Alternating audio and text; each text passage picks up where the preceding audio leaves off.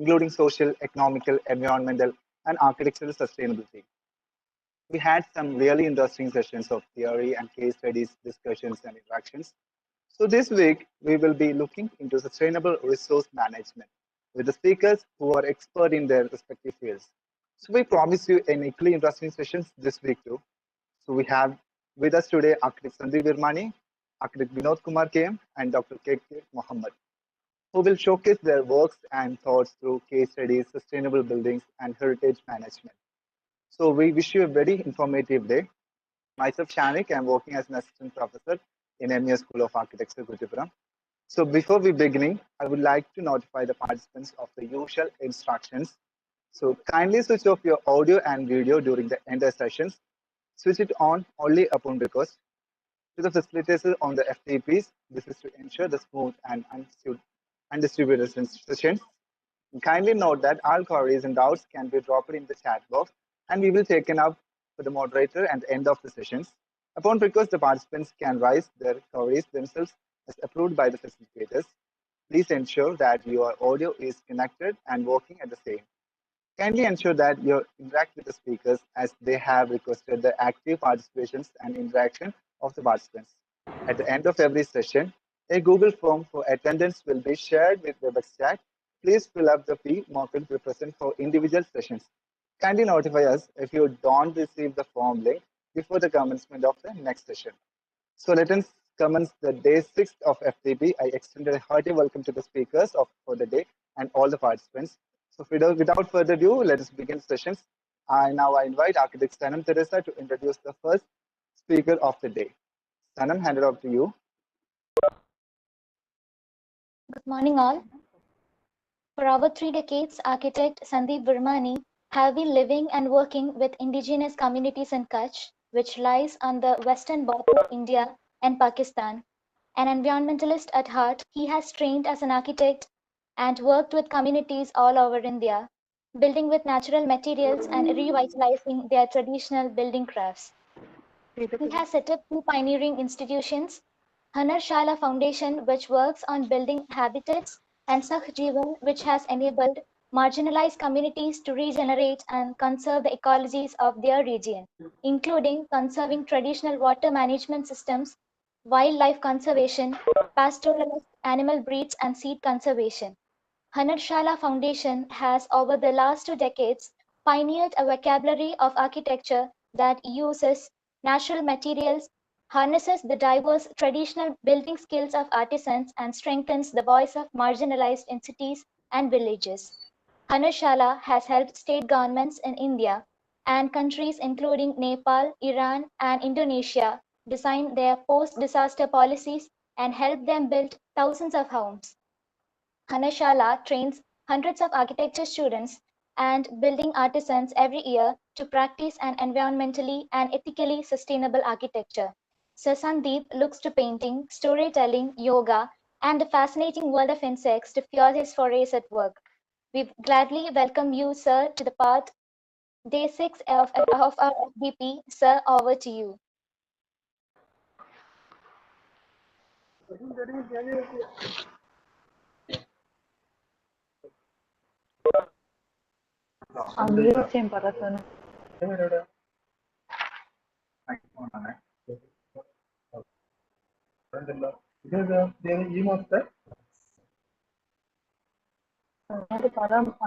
Sir, please unmute your sessions.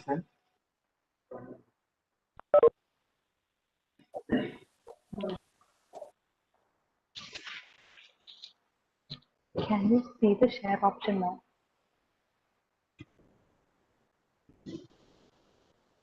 I hope you can share the screen right now.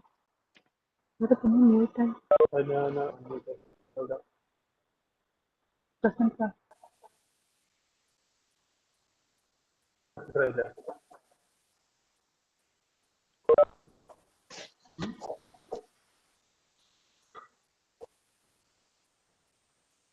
Yes, can I be heard and can my screen be seen? Yes, sir. All set. All clear? Yes, okay, sir. great. We can begin. Yes, sir.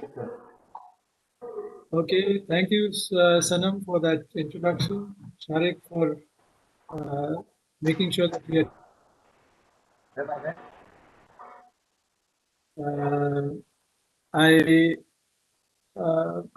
Before I begin, thank me to do this. I also thank Tino, Mary Thomas for holding me through this entire period before this presentation. I also want to thank Satyaprakash. Has done some amazing work in making sure that sustainable ways of building are reaching the young generation all over this country. I must congratulate MES College of Architecture and AICTE for having organized this kind of a session. It's rare to see this kind of a program, especially for the faculty to be trained to be able to teach in the future. So I congratulate them as well on doing this. So what we're going to talk about is building sustainable communities. And so I'm going to draw upon a lot of the work that I have been doing with communities all over the country, particularly in Kutch, where I am stationed, where I live. And to really set a stage on how I feel that we are, the industrial revolution and the whole global markets have taken us into a direction which really there is no return. I mean, fixing the problem. You have to really do away with this global market system if we really want to talk about sustainability and if we really want to mitigate our problems of climate change.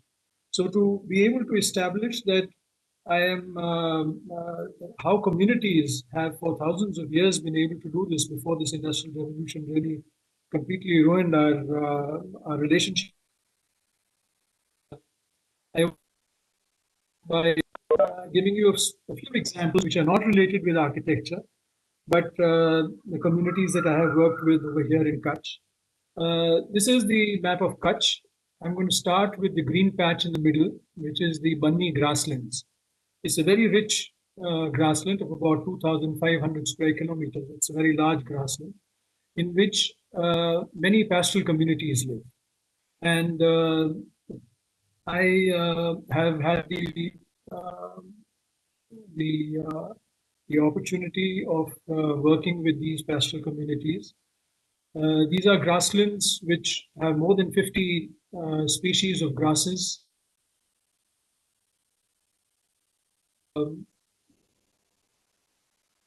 This is also one of the largest grasslands in Asia, the tropical grasslands in Asia. And they have huge amounts of biodiversity. Some of the very endangered species all over the world come to these grasslands. The Great Indian Bustard is in the center that you can see. This is the spiny-tailed lizard, one of the few lizards that actually takes care of its young. It's a herbivore. We have a huge and then along with this, you have about 7,000 of these pastoral communities living in this area. They keep animals and they roam with their animals and sell their animals and their milk. This is the buffalo that I'm going to speak to you about just now. We had the opportunity to work with them and their pastoral system. And one of the interesting ways in which they do this breeding is that the alpha male of every herd takes its own young animals and females out to graze in the nights. This is an arid area with very high temperatures. During the day, the temperatures can go up to 45, 46 degrees centigrade. So the buffaloes actually graze in the nights.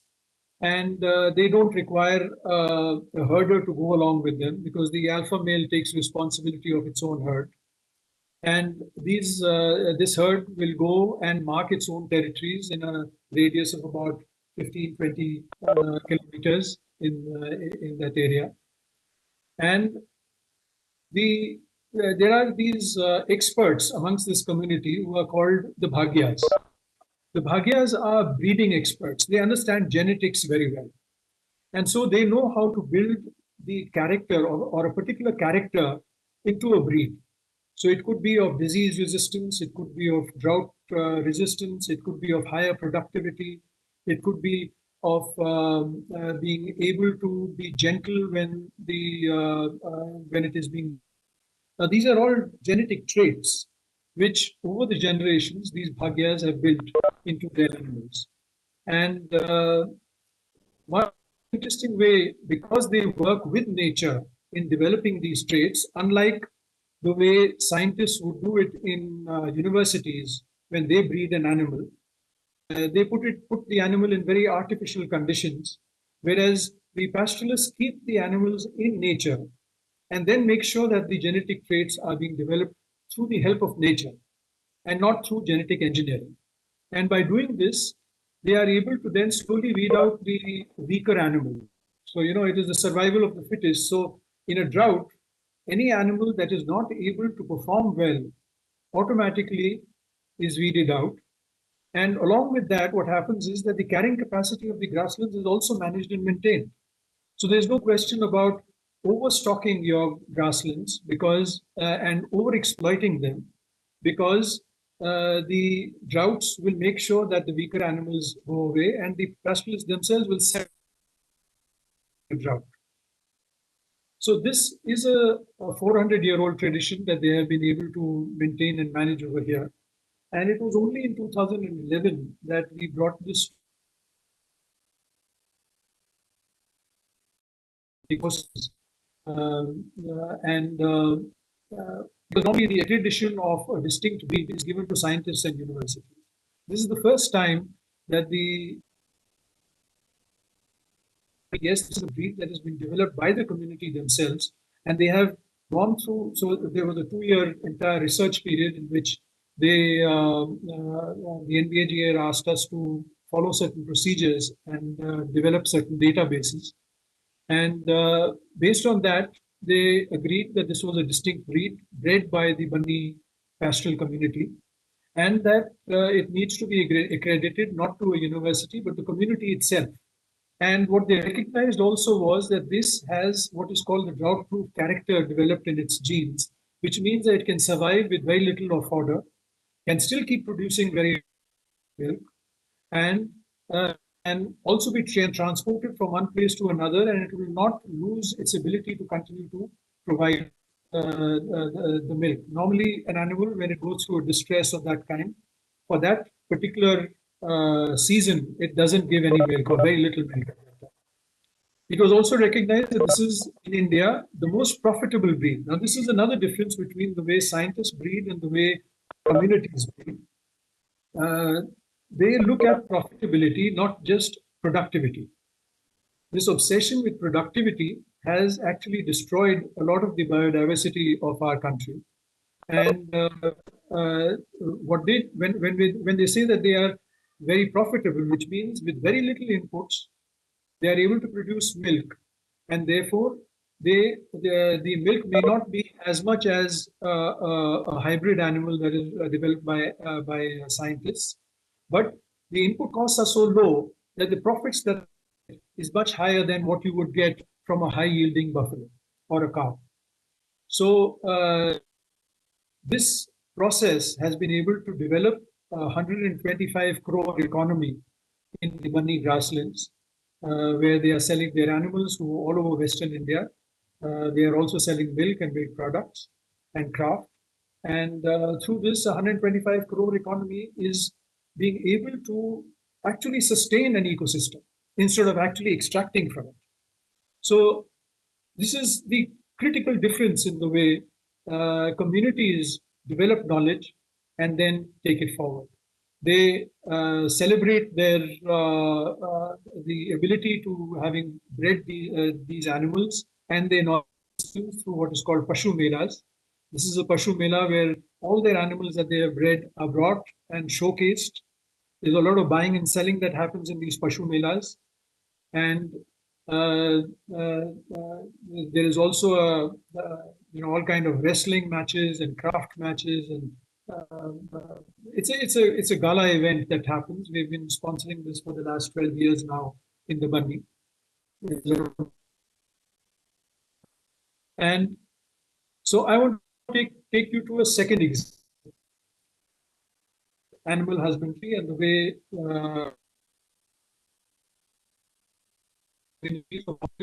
and economies are sustained, circular economic systems. This is what is a fisheries example, what is called Pagadia fisher folk. Pagadia means, pug means feet. So they don't have boats. So they actually fish by going into the intertidal zone of the high tide and the low tide. And following the moon cycles, whenever there is a high tide, they will put their net in the high tide. And then as the waters recede, the fish get caught in the net and they go and pick it up and bring it and sell it. This is a system that they have followed for the last 200 years. They have been able to do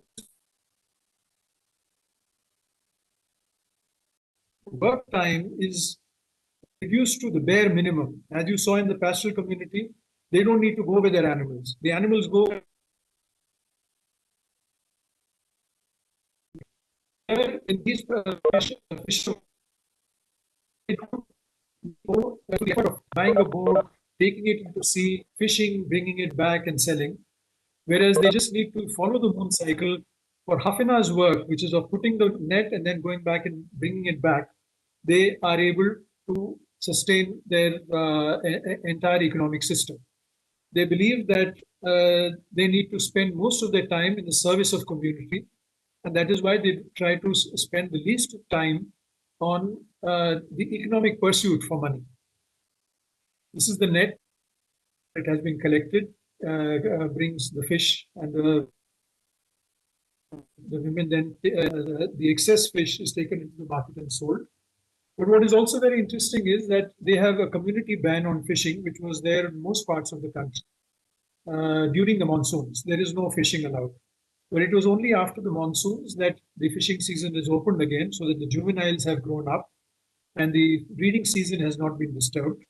And then what they do is they do a collective fishing only one time, and they put their nets together in this way, and the fish is caught together. And this fish which is caught together is auctioned and sold, and that money is put into a community reserve. This is their insurance against bad catches, individuals having problems, any other custom or celebration that they want to do. And so, as you can see over here, this is how all the nets, I have quickly made a sketch to show you. The nets are put together, and when all the nets are put together, they can extend up to 1.5 kilometers like this. And as the waters recede, the fish get entrapped within the net area, and as the waters keep going back in the low tide, they start pouring out from one opening that they create, where all the donkey carts and horse carts are kept, and they keep filling up, and they keep bringing these fish into the. So again, a very sustainable practice. They have understood an important principle of nature, and then been able to exploit that for their needs in a very sustainable way. I want to now take you to a third example. These are all seed breeders. They are agriculture seed breeders. All of them have been able to develop traits into the agricultural seeds that they sow. So what they do, I'll quickly take you through this, that they have a mixed cropping system. So they will grow 3 to 7 different crops together. And in just 300 millimeters of rain, they are able to grow all these crops. They have a combination of pulses, millets, and oilseeds. And by doing this, the NPK requirements of the soil are actually met by the crops themselves. So they don't need to fertilize the soils at all. The pulses provide the nitrogen, and the cereals and the millets provide the phosphorus to the soils. And by growing them together, they are able to maintain the soil health and there are no nutrient sinks that are created in their farms. And all these things that they grow are all that the body requires: the carbohydrates, the fats, and the proteins. But what I'm going to talk to you now about is a very important thing, which is how do you develop seeds in the context of climate change. Arid areas have always had a very high variation of rainfall. And because they've had a very high variation of rainfall, almost 2 to 3 years in 5 years is always a drought. And yet they must be able to get a reasonable amount of grain or fodder in those years. So, and this is in most arid areas all over the world, Kutch in particular, has a coefficient of variation of rainfall which is 60%, which means that the chances that it will have the same pattern of rain as the last year, there is only 40% chance. 60% chance it will not be the same, which means they have to be able to have many types of seeds which can grow in different types of situations. So what we did was we spoke to these seed breeders. We collected about 63 different seeds from 40 seed breeders from across Kutch. And then they were planted together. So all the bajra seeds, so for example, the pearl millet, will be grown together to see how they perform in different varying conditions of climate. And then these are documented under a brand name that was set up by the farmers themselves called Anmol. So the seed exchange is done. So whatever seed I have, I am able to tell you the character of that seed. That this pearl millet can grow in slightly saline soils. It can grow in only 90 days. It can have a lot of tillering. That it is mainly used for fodder, but also a little bit of grain. That the seed is properly stuck into its cassette so that the birds can't pull it out. So there are some 20 different criteria that they have been able to develop in these different in these seeds. And you'll be surprised that, for example, there are 7 types of pearl millet, bajras. There are 10 different types. So I'm just giving you the idea that all these different seeds are developed because of the different. So I'll give you this example of bajra, where you have seeds which can grow in 91 days to 130 days. So if there is a prolonged rainfall, you can get a variety which will grow in 130 days and will give you more grain. But it will also give you another variety where if the rainfall season is very short, it will days but give you a lot of fodder.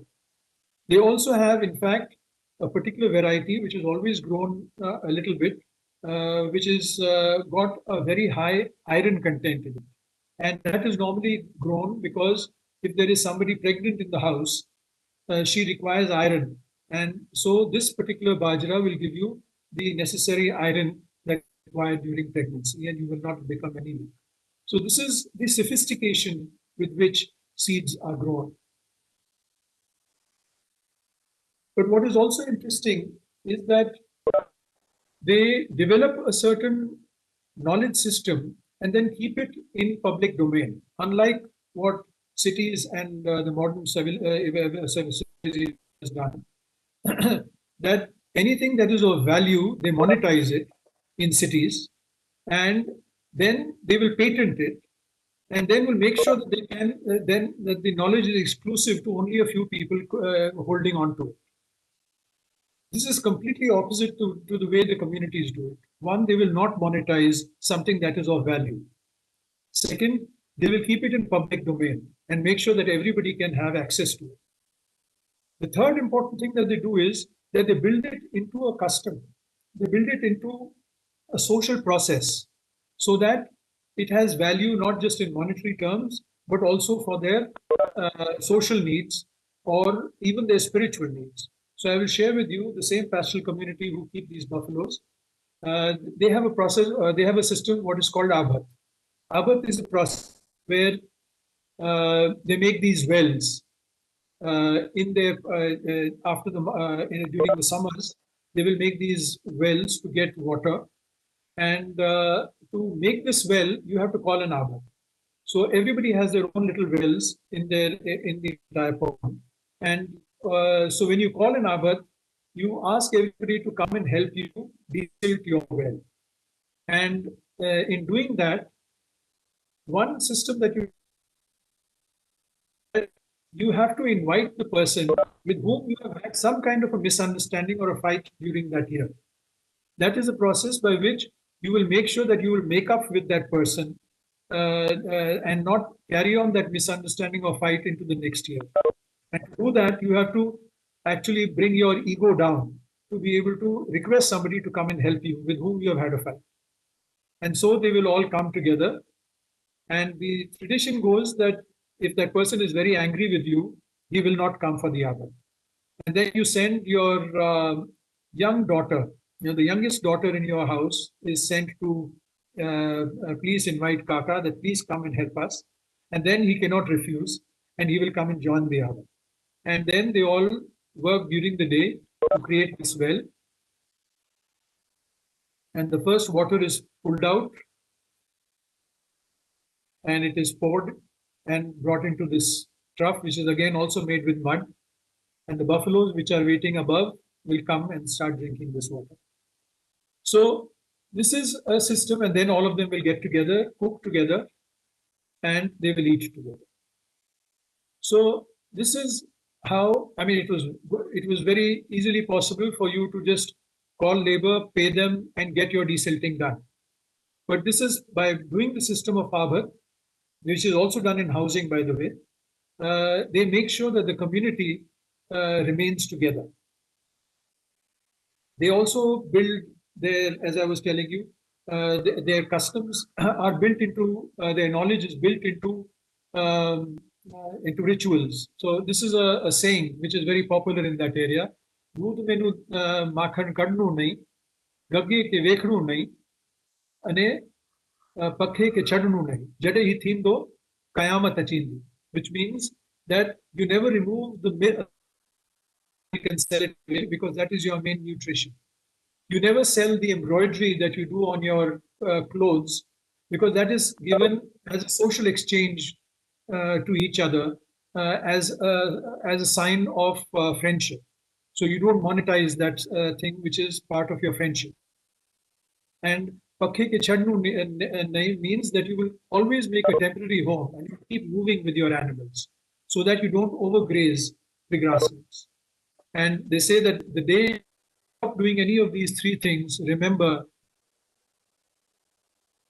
So this is something that even little children, you ask them, they will speak to you about this.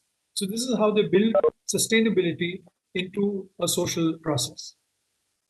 Remember that global markets, unlike circular economies that I have just now been talking to you about, can never be sustainable. I'm giving you this one very recent example of where Nestle and Cargill were tried by the International Court for having destroyed 80% of Ivory Coast's rainforests because they made dark chocolate very popular all over the world. Not eaten by everybody. It was only eaten by very few people. The cocoa seeds were not, they were never even converted into chocolate. They were eaten by the local community. In the countries, dark famous Cargill and Nestle, they wanted more and more of that. And so they started forests of these countries and cocoa beans are grown over there. Now, something that you're eating and we think that dark chocolates is good for us has actually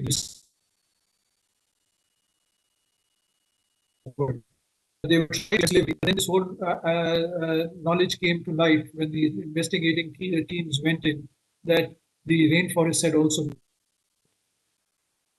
every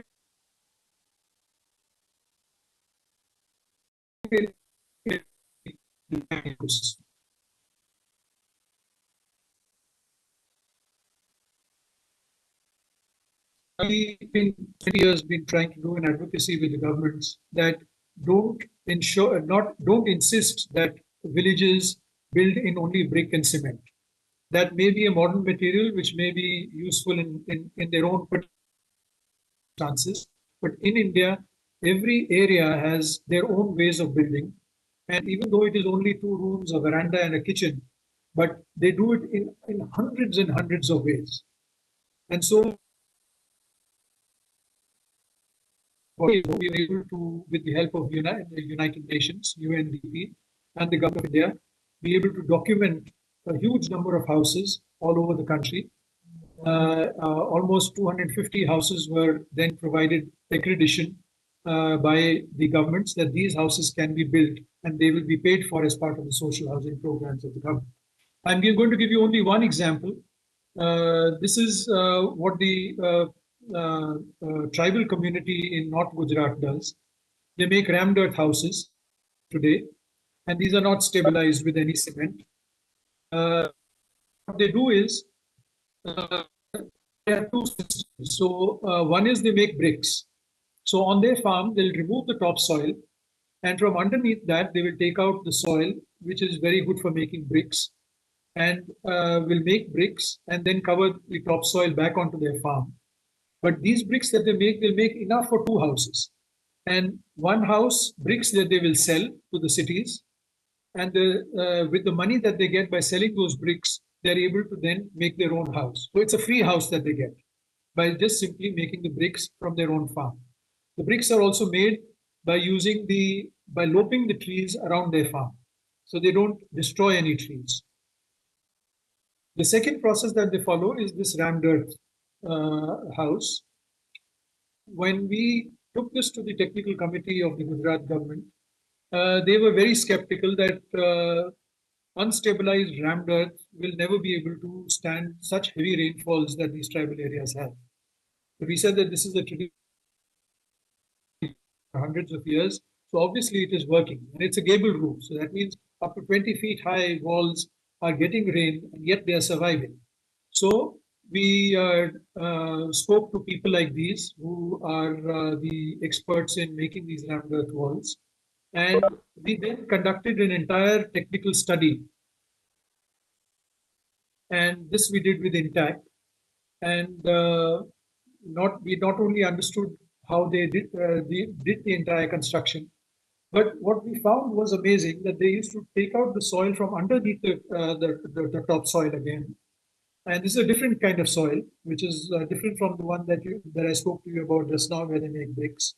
This is a reddish soil, and it's a laterite soil. A lot of you in the south will understand that Goa and that entire area has laterite soils. But these are laterites formed from igneous rocks, as against this sediment. But what they do is that they take this soil out from underneath the ground, put some water in it and leave it for a few days. By doing that, what they are doing is that the iron oxides in the soil are exposed to oxygen, and they convert to Fe2O3 and Fe3O4s.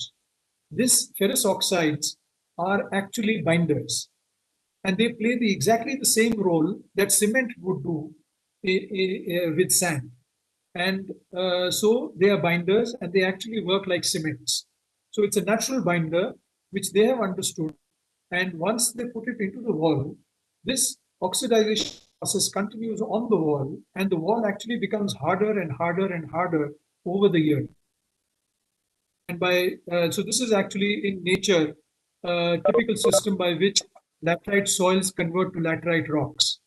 So having understood this very simple, very important principle, they were able to do this. We documented this entire process. We made it available to the technical committees, and this was approved. For the first time, a rammed earth house in India was approved under technical guidelines. So we made a model of this house along with this community. And the house was made primarily to train all the engineers of the government, and that this is how you can permit people to make their social houses. Again, I'm giving you a small example of how traditions build technologies and make it available to everybody. I'll take you through another example. Some of you may have heard about the Muzaffarnagar riots that took place in 2013-14, in which a lot of Muslim communities were thrown out of their traditional villages, and they were in a situation where they could not go back. We went in there to try and see how we could resettle them. So as part of that exercise, we were asking them that how did they build their old homes? So under police protection, some of these masons took us back to their villages. And they showed us these beautiful homes that they used to live in. These were now vandalized after the riots. And this is Nawab, who took us with him. And then we found these amazing roofs over there. And we realized that they were made in bricks. So we were surprised that how are these brick roofs standing? So we did an entire study of these roofs. There were different types of roofing systems, some modernized. Here you can see even a brick beam which has been created, and then these walls. But then you also had domes like these, beautifully designed as well. So we asked Nawab to make one for us. So this is a shuttering that you can see on top of the house. And they first then make a dome-shaped mud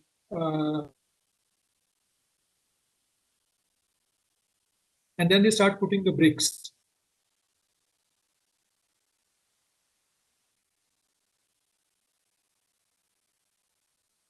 And then they the or line. Traditionally has been done in cement as well. And this like this. So this was extremely important point of view of climate change, because so far we had always to make flat roofs.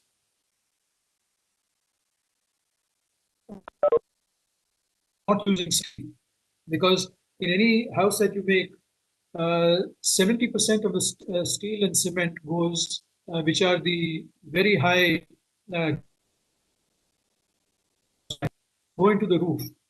And if we don't have a solution for a flat roof, which can be built without steel and cement, we cannot actually mitigate climate change. So here for the first time, we had these kind of roofs possible. This is actually a very old Mughal tradition of making these kind of houses. It's not just a Mughal tradition. In fact, even in the south, now we find that many buildings were made like this, which were a part of the Hindu traditions. And what it does is it's basically a shallow dome. And because of its compressive strength, because all the members are in compression, they stay, they do not fall. We did a lot of seismic tests on this, and this stands all kinds of earthquakes as well. This particular one is part of a slum redevelopment program. We built about 300 homes like this in Bhuj as part of the slum redevelopment, and these are made in mud blocks. So it's a roof that actually doesn't even use bricks, which doesn't require firing either. So it's a highly sustainable roof, and you can even make multi-stories with this. There are only about 40 such villages where this technique is still practiced. It's part of UP and Haryana. After that, we have been promoting these artisans amongst many people. So this is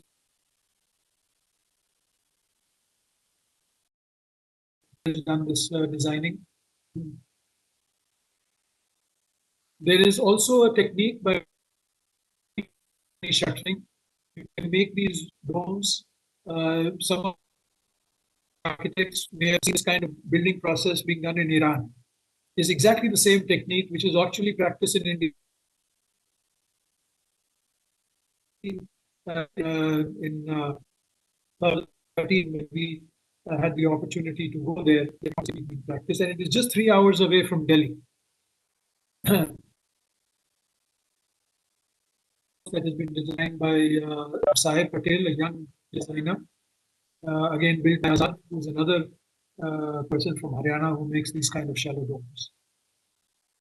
So, traditions or communities have built a lot of ways of handling seismic conditions.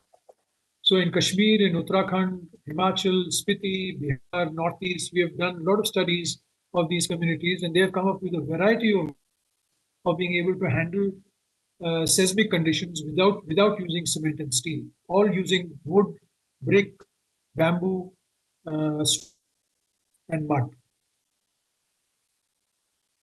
The second important thing that I want to share with you is how do you do a community-driven process?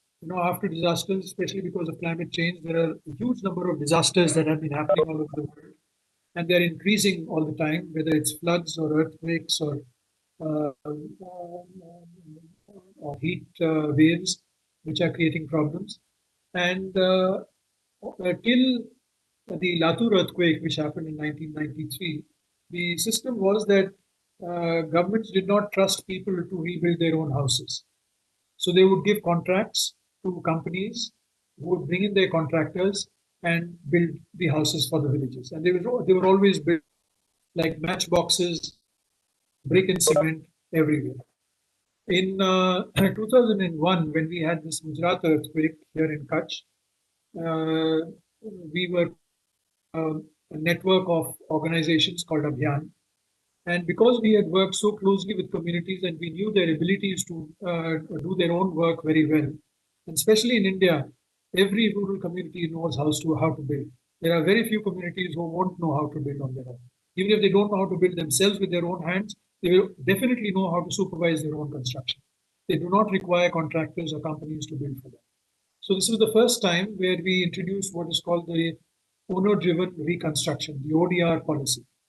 We built more than 2 lakh homes in this ODR framework. It's a very elaborate system of supporting communities build their own houses. And now it has been adopted by the United Nations and the World Bank, and they have taken the system across the world. This was first introduced in Gujarat, in Kutch, and now is standard practice all over the world whenever any disasters happen and reconstruction needs to happen. I will very quickly take you through some of these examples. This is in Kutch. People make these circular homes were built because when we had these amazing training programs, we discussed with them that how is it that the city of Bhuj, so many structures broke down, but your circular structures did not break in the earthquake. And they told us that it was only in 1819, when we had a very large earthquake in Kutch, that the circular form was introduced by the Meghwal community in this region. So this is again to explain to you that there is tradition is not something which is frozen. Communities are constantly experimenting, they're constantly adapting to change and developing new ways of building or developing new techniques of farming or animal husbandry or agriculture. And they are responding to this by adopting the systems of nature, understanding nature very carefully, and then engineering that into their structure. Circular structures, because they are circular, don't have corners which in lateral thrust of an earthquake can break easily, because the corner splits and the walls collapse. In a circle, it has an arch action and actually becomes stronger in an earthquake and dissipates the energies of the earthquake into the ground. So that is how Bhuga stands. So they will keep their structures very simple. They will not combine structures. And this community had these beautiful structures. We helped them. This was a program which was done completely by women, by the way. 1,200 such bhungas made in mud and rammed earth were done by the communities of Kutttippuram after the earthquake. So villages like this, 12 such villages came up using their own techniques of the bhunga.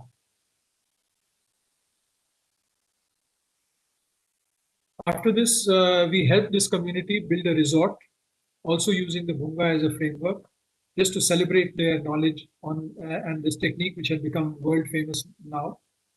This resort is called Shami Sarad. It is a completely community managed resort, and they do business of about 50 to 70 lakhs every year.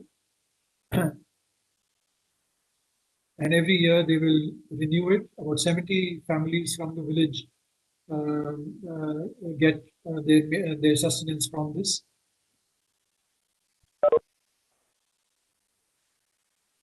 I will take you through one more example. This is in Uttarakhand, where they make mud and stone buildings by again, this is a seismic area. So what they do is they put these wooden structures on both sides. You can see that on the wall over here, and connect it through the wall. And this way of holding the wall together make sure that in a seismic process, the building will not fall.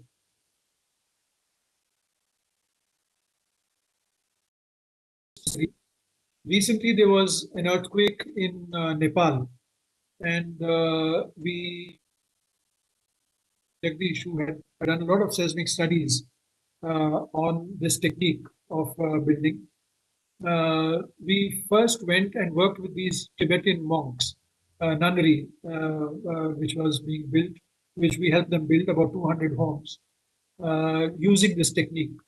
But because we could not carry wood, and it was a technique, it was forbidden by the Buddhist tradition that you will cut any wood. So what they did was they used wire instead of wood. So this was put and in different layers into the stone and mud. And then these wires were put, connecting them in between, and then plastered over. And this is the kind of home that was built by them after the. We have helped after this village was done. The government of Nepal then adopted this into their guidelines, and we have now helped with the support that government of India gave Nepal, helped them build more than 26,000 houses. This construction has.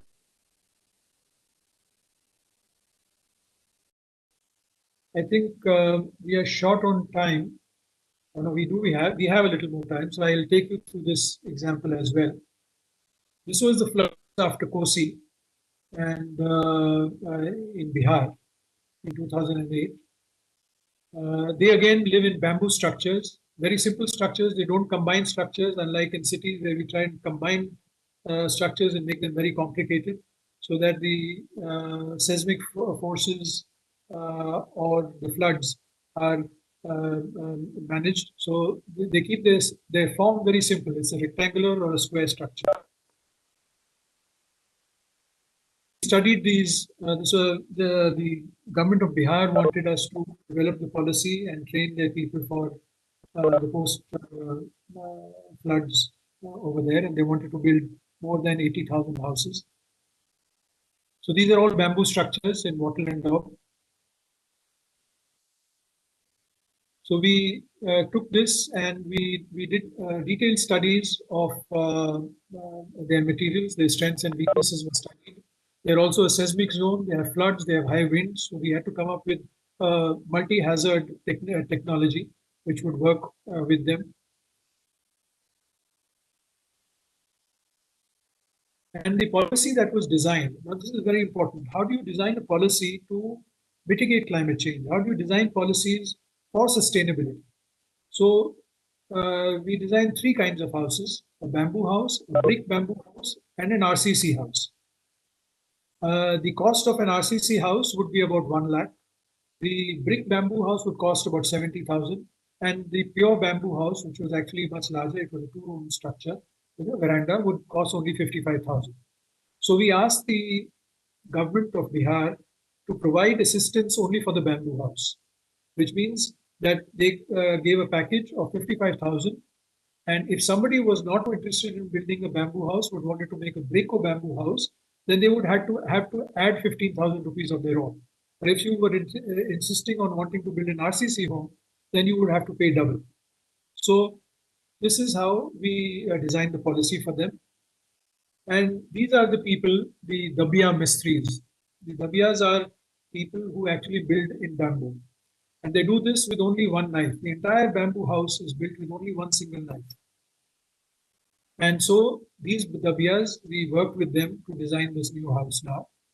So we made a plinth of brick so that the floods don't distort the foundation, and the bamboo was fitted into the brick wall. We studied their tying techniques, and they had about 9 different ways of tying, 3 different types of knots, and 6 different bamboos can come together. From 2 to 6 bamboos can be tied together. So this was carefully studied. And then we added the spin as the first level of resistance in case of an earthquake.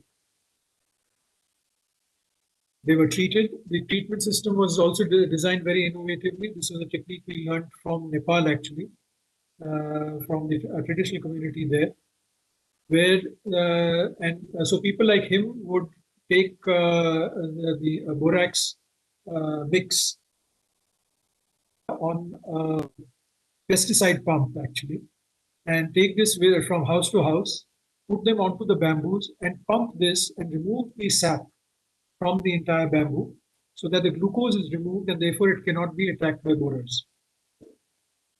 So when the borax come out from the other side, you knew that the entire bamboo was treated. A very interesting thing that happened over here was that the technical committee asked that how do you know that the entire bamboo is treated? How do you know that now the sap is completely removed? So we went back to the community and asked them. They said it is very simple. As long as the glucose is coming out, there'll be lots of flies sitting on it. But once the borax starts coming out, the flies fly away. So we put that actually into the technical guidelines, that this is the monitoring mechanism for ensuring that a bamboo is completely treated. I won't go into this. This is how pile foundations were also done because in this region. It was also a very innovative system that the people came up with. They built houses like these with an attic, so that these are frame structures. This is a sample house that was first done with the. So this is a wattle and dog bamboo house with an intermediate structure in the middle, so that and it's a frame structure. So you just need to remove the mats when the flood waters start, and climb into the attic space and wait for the waters to pass, come down and put the matting back onto the house. This is a brick and bamboo house, and this is an RCC house. So the people had the choice. They could choose whatever they wanted to build. Most of the people chose to build the brick and bamboo house, 60%. About 40% chose to build the pure bamboo house. And I will be surprised, only 2% people built this RCC house. So this is how it is built. The pile foundation, the plinth, and the frame structure. This is the attic space. The mats are put on top. The roof is made in thatch and then covered with tin. It is cement plastered from the outside and left as mud plaster on the inside. And this is the kind of house that you can build for 55,000 rupees only. So families like this, whose houses were destroyed in the floods, finally started living in homes like this. I want to share with you that people because we work with so many rural communities across the country and now the globe, we have been trying to organize them. We have set up a school for them. And they have then built for the cities. So we have hundreds of artisans who are now being trained to be able to build for the cities. And architects and engineers have now been using them. So this is our own office where we have brought in all the techniques that we have learned from rural communities. I'm just taking you through some of these projects that we have done with artisans. These are rammed earth walls. These are pure mud walls. This is again rammed earth. This is wattle and daub. These are wooden ceilings, stone and mud. This is Samir Padora's project, where we helped him make rammed earth walls and technique for making the roof with mud. You can make domes and vaults very easily with this. This is a craft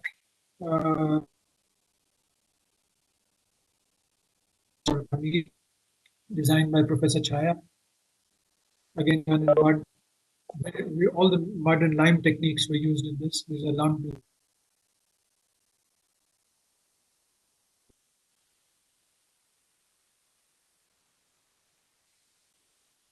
So you can make very sophisticated buildings.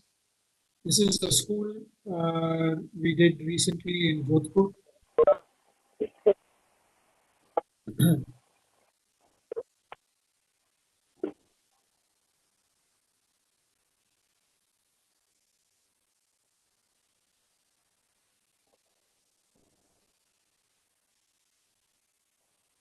These are all done in, the entire school was done in lime and stone.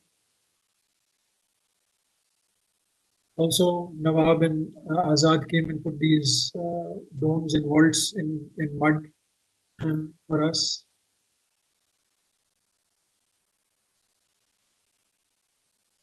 So now for young artisans who are learning, they know their own traditions, but here they learn how to work with cities. You know, they find it very difficult to work with cities. Our artisans who come from our rural areas with so much knowledge very badly in our cities. Our construction sites are sites of exploitation, basically. We realized this in the COVID when thousands of workers like these had to walk back home because we did not even have the courtesy of keeping them in the cities and the cities that they have built for us. So these are, it's amazing that we have built so many schools of architecture and engineering in this country, but there's not a single school built for artisans.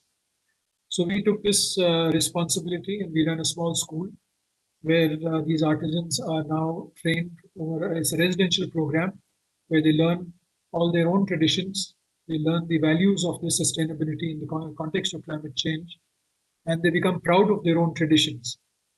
Something that we had taken away from them. This is the school that the children have built themselves. Now 10 batches have come out of this.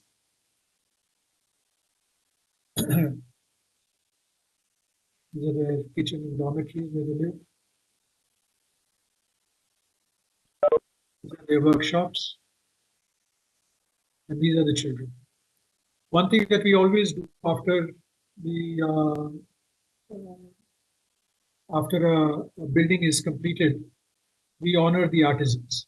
Invariably, our egocentric selves that we have, it's only the engineering firms and the architects who are recognized for a building that is actually built by a lot of artisans. So we ask the clients to hold a special program where they will honor the artisans and thank them for having given them a sustainable building. Thank you very much. I'll complete here. If you have any questions, I'll be happy to answer them. Thank you, sir, for that insightful and interesting sessions. So it was very clear that the public participations and local technology is very important to create a sustainable building or design or something. And you're already, we get to know the practices like Abat and all, and the social houses by using Rambit and mud technologies. And it was very interesting. And as you said, traditional is something not very constant, which is keep experimenting and developing for getting to know the new technologies by understanding the nature itself. So like the Shah Misra projects and all, we are celebrating the local technologies and people in the national and international level. So thank you so much, sir, for the sessions, and the public participations mode that you are employed was very inspiring. And at this moment, I will open the floor to the participants to directly interact with the speakers. So I would like to inform the participants that the Google form for the attendance has been shared in this Webex chat. I also request you to turn your videos on so that the attendance can be recorded. So request you all to turn on the videos right now.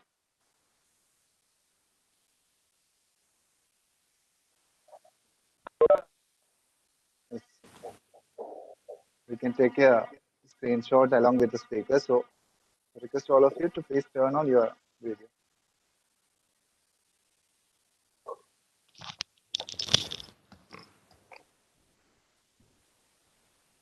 So if you have any queries, you can put it in the chat box, or you can ask directly to the speaker, which make the session more interactive.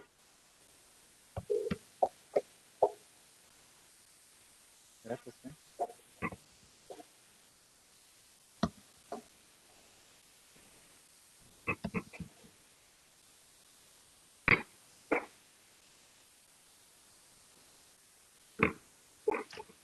Okay, sir, there is a question in the chat box. Can I ask you? Yes. So, is there any institution you would suggest to train to practice the construction techniques you discussed? Is there any institution you would suggest to train the practice or construction technique you discussed? So we offer to all schools of architecture programs in these techniques. So what we do is that you can either bring your children here to Hunarshala and you can train them over here, or we can bring artisans to your school and we can use your workshops to help train children in your college itself. We have been talking about setting up a longer program, but we still haven't yet been able to do that for architects. We have, as I told you, we've been able to set up the school for artisans, but we are still hoping to set up a master's program at some stage for teaching people in sustainability. I would really recommend, because whenever I go and give lectures in colleges, I always ask students how many people want to use their own hands as part of their 5-year training program. And almost all of them put up their hands. And unfortunately, our schools of architecture are not developed our workshops and not given the children that experience, that possibility to use their own hands and learn by actually doing. And I believe that human beings were primarily created to learn by doing. If you are able to first experience and then theorize, then that knowledge will always remain with you. But if you theorize first and then try and experience it, that knowledge is going to be erased from your data disk in your brain. So using the heart's hand and mind, this has been the basic traditional practice or theory of learning, that you must be able to engage a child in being able to use their hands, hearts, and the mind. The three together create proper learning and wisdom. Yes, sir. Our next question will be, what is the cost of and sustainability of renewing the Banga resort since it has to be done annually? What is the cost and sustainability of renewing the Banga resort since it has been done annually? Yeah, so what they do is they do the plasters every year. Otherwise, the rest of the structures remain the same. The thatch roofing is done once in 10 years. It's a technique which we actually learned from artisans in Bali in Indonesia after we were working there in the tsunami. And they have a very simple, very nice technique, which unfortunately India I've not seen anywhere in any of the traditions. It becomes very thick and completely packed. Therefore, no oxygen can go in, and therefore it doesn't decay. So that thatch can remain for at least 10 years. In our own office, we have been using this. Now it is 10 years old, so we are now changing the thatch. So, but otherwise it costs about the entire resort, because they do a lot of deep work. It costs about 1.5 lakhs every year for them to renew the whole place. They do a lot of wall paintings also along with it. Sir, on next question, is there government support for incentives for this work that you do in what? Is there any government support? So we do a lot of advocacy with the governments in making sure that their policies, whether it be post-disaster policies, slum rehabilitation policies, or rural housing policies, that they recently, we have been working right now actually with the Madhya Pradesh Tourism Board, where they are making sure that 100 villages are making their homestays in this technique, in their own traditions. So we are helping them. So in that way, through projects and programs, the government is now beginning to put a lot of money into these traditions. But unfortunately, teaching is still not being sponsored by them. Sir, one more question. Through your presentation, we have saw a lot of public, local participation in the works throughout. So, how do you empower the local people to build, and what are the challenges and positives of the same? So as I told you, the major challenges actually we face is, when they are building the cities, one, all the technologies have not been validated by science yet.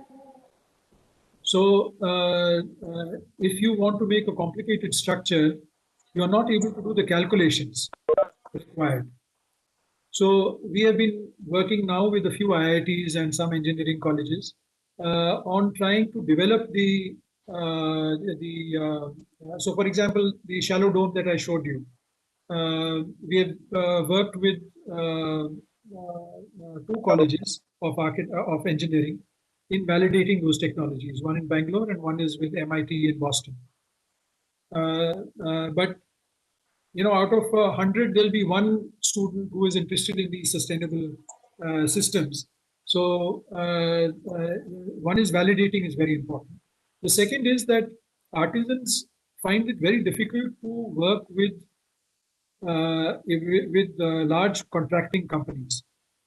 They always feel there's a cultural gap between them. So we very often have to do that facilitation between them and make sure that they are treated properly.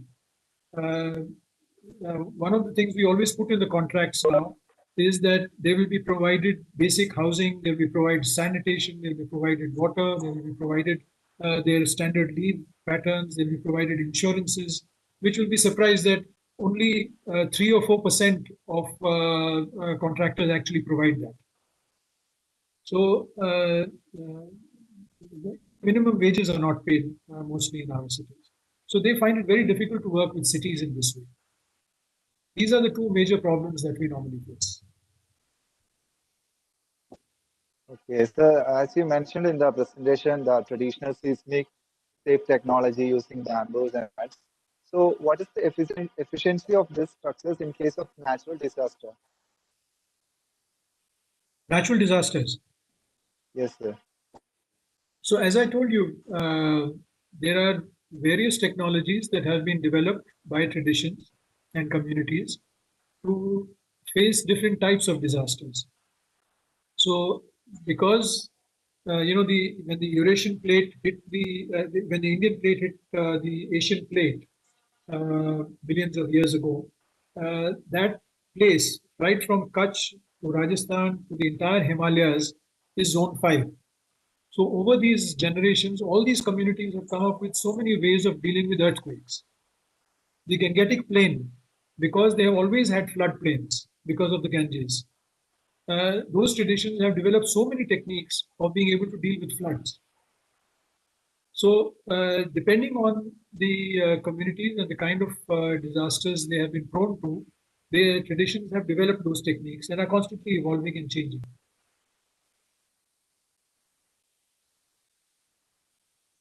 So, thank you, sir, for addressing all the queries. That was a very inspiring perspective of sustainability. I believe everyone here has been following your work or has seen work other platforms. I'm sure that we have all been encouraged to make the social development that your organization has been striving for. So thank you, sir, once again for accepting our invitation and giving us that empowering presentation.